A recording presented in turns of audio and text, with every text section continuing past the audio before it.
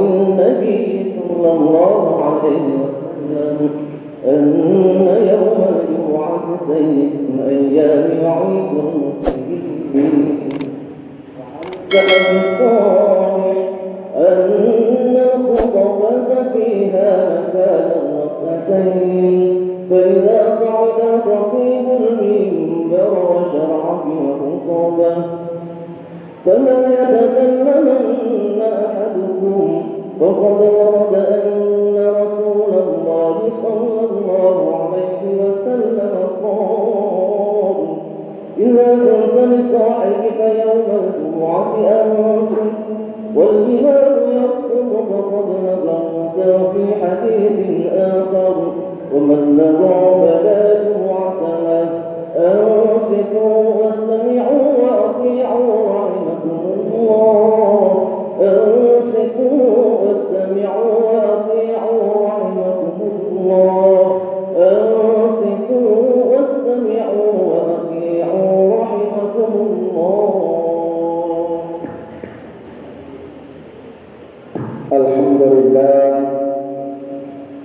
الحمد لله الذي من على المؤمنين بأجل النسمة إلى نعمة فيهم رسولا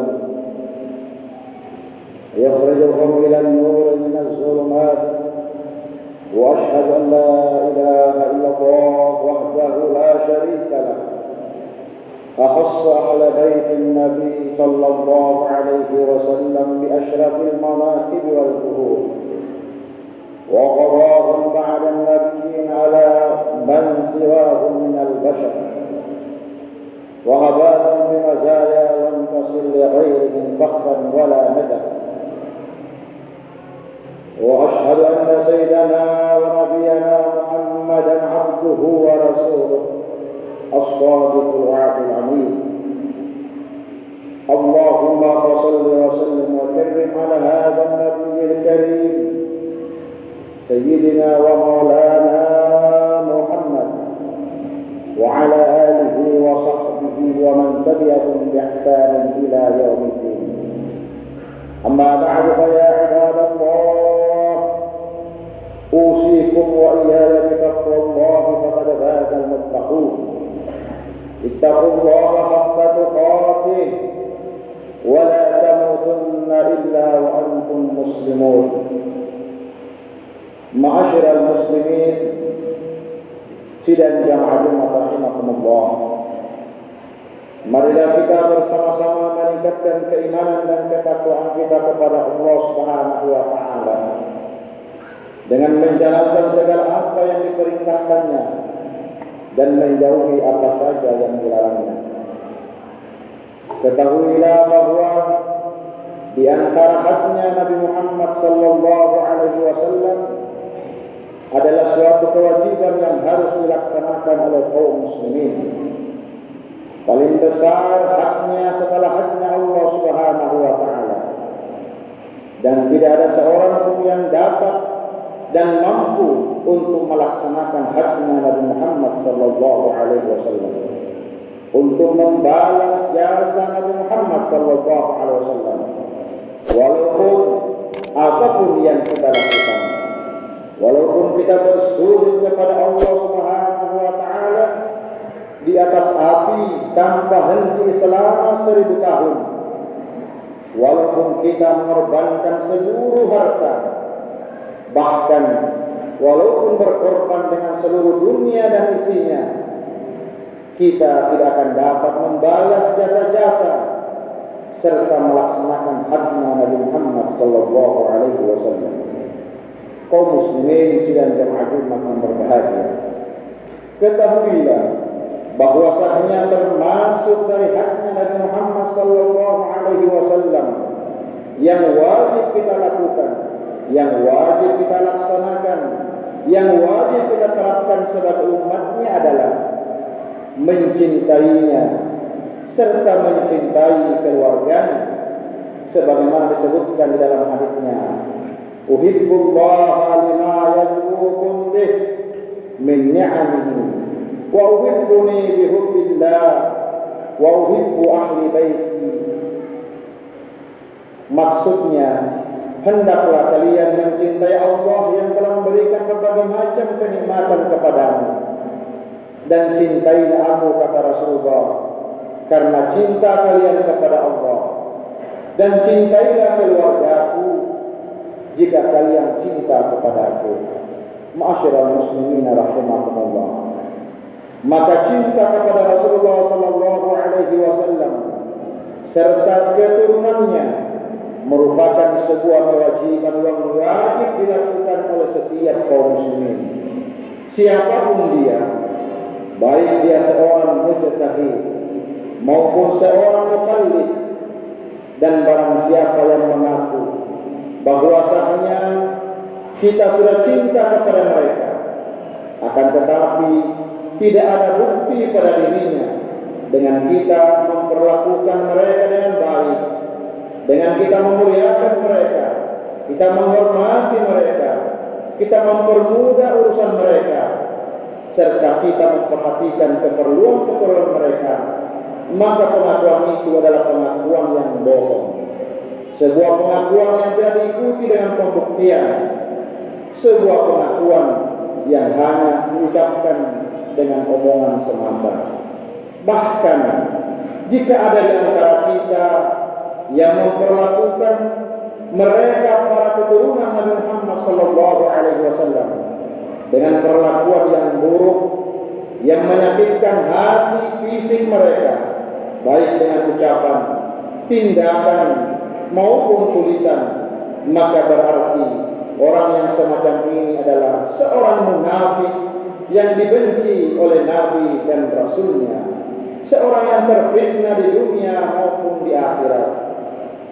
Maka mari kita simak berapa banyak Rasulullah sallallahu alaihi wasallam berwasiat, baik wasiat yang ditujukan langsung kepada sahabat-sahabatnya maupun kepada umatnya secara umum, yaitu untuk selalu menghormati keluarga Nabi Muhammad sallallahu alaihi wasallam, untuk selalu menghargai keluarganya Rasulullah.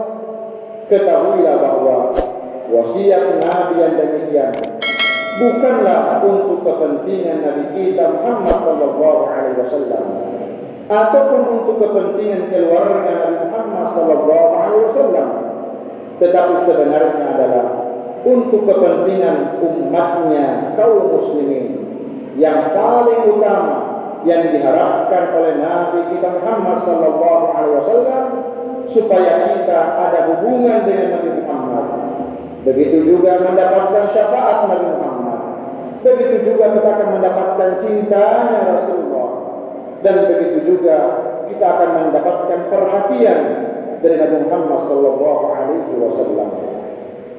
Di dalam Al-Quran Allah subhanahu wa ta'ala mengingatkan, "Qul la as'alukum alaihi ajra illa al-mawaddata fil qurba." Katakanlah wahai Muhammad, aku tidak meminta kepadamu sesuatu apapun upahan untuk seruanku kecuali kasih sayang kepada keluargaku. Maka barang siapa yang mengerjakan kebaikan, akan kami tambahkan baginya kebaikan pada kebaikannya. Sesungguhnya Allah Maha Pengampun lagi Maha mensyukuri.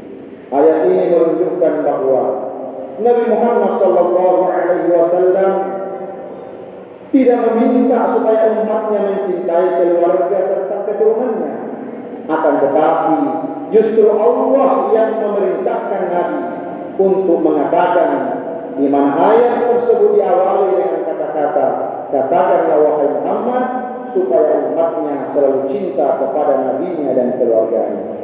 Maka berdasarkan ayat ini, setiap kaum muslimin dan muslimat berkewajiban untuk mencintai mereka, untuk memuliakan mereka, menghormati mereka, serta mengakui akan hak mereka karena kekerabatan serta intisab mereka dengan baginda Muhammad sallallahu alaihi wasallam. Jangan salahkan mereka kalau bernasab dengan Rasulullah, karena mereka begitu keluar dari rahim ibunya sudah menjadi keturunan Nabi Muhammad sallallahu alaihi wasallam. sehingga tidak pantas kita membenci mereka, tidak layak untuk kita iri kepada mereka, padahal kenikmatan yang mereka dapatkan semata-mata karena kenikmatan yang Allah berikan kepada mereka. Berapa banyak Nabi kita Muhammad sallallahu alaihi wasallam mengingatkan kita untuk selalu memuliakan mereka, memperingatkan kita untuk jangan sampai menyakiti atau mengganggu mereka. Rasulullah sallallahu alaihi wasallam di dalam hadisnya, "Ya ayyuhan nas, innama ana basharun mithlukum, yushika an ya'tiya rasul rabbi fa'ajiba wa anta tariku fikum at-takhalain kitab Allah fihi al-huda wan nur." Wahai sekalian manusia, ketahuilah bahwasanya sesungguhnya aku adalah seorang manusia seperti kalian. Mungkin akan datang utusan Allah kepadaku, kemudian aku akan kembali menghadap kepadanya. Maka aku tinggalkan bagi kalian dua perkara.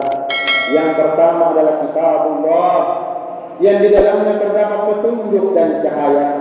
Maka hendaklah kalian berpegang teguh kepada kitab Allah. Sedangkan yang kedua yang aku tinggalkan adalah keluargaku.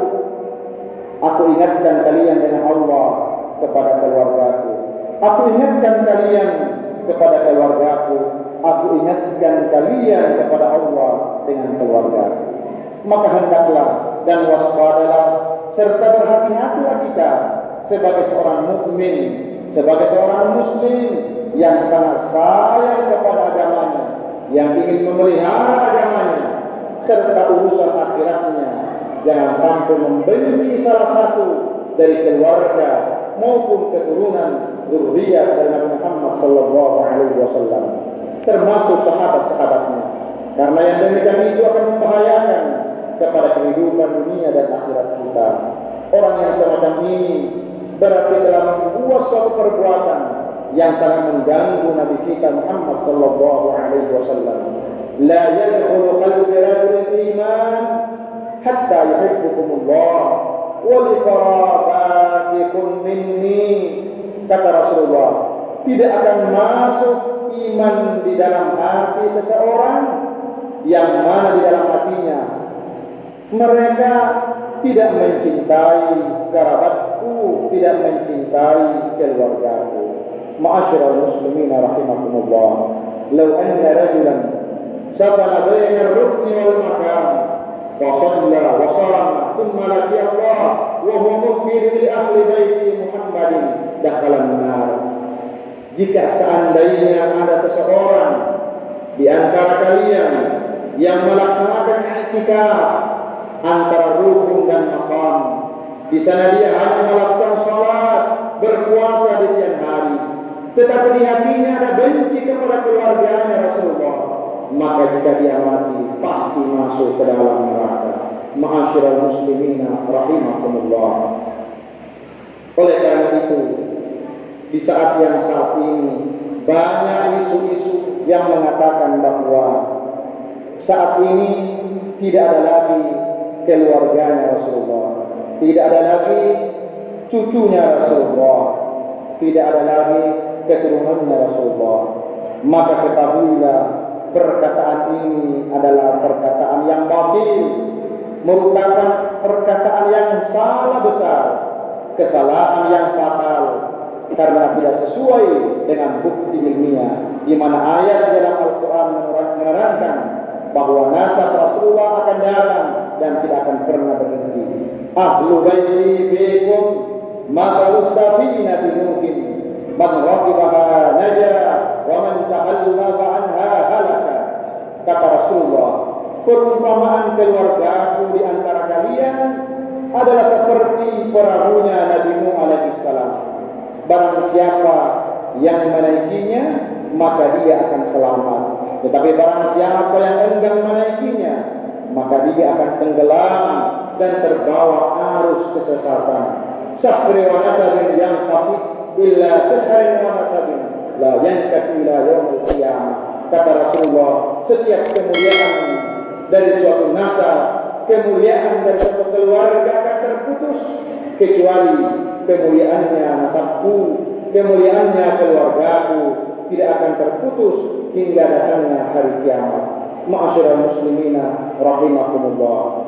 Akhirnya marilah kita minta kepada Allah Subhanahu wa taala, kita berdoa kepada Allah semoga kita dijadikan oleh Allah sebagai pencinta-pencinta nabinya, pencinta-pencinta keluarga nabinya, pencinta-pencinta keturunan nabinya.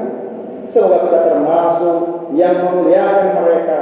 Semoga kita termasuk yang mendapatkan cinta Nabi Muhammad, yang dibangkitkan bersamanya, meminum telaga bersamanya, serta dimasukkan ke dalam surga bersamanya. Amin ya rabbal alamin. Alhamdulillah. Wassalatu wassalamu ala Rasulillah Sayyidina Muhammad bin Abdullah wa ala alihi wa sahbihi wa man wala. Amma ba'du fa ya ibadallah, usikum wa nafsi bi taqwallah, wa idza quriya al-Qur'an fastami'u lahu wa ansitu la'allakum turhamun. A'udzu billahi minasy syaithanir rajim. Bismillahirrahmanirrahim. Innama yuridu Allahu liyudhhiba 'ankum ar-rijsa ahlal bait wa yutahhirakum tatheera. بارك الله لي ولكم في القرآن العظيم ونفعني وإياكم بما فيه من الآيات والذكر الحكيم وتقبل مني ومنكم تلاوته إنه هو السميع العليم.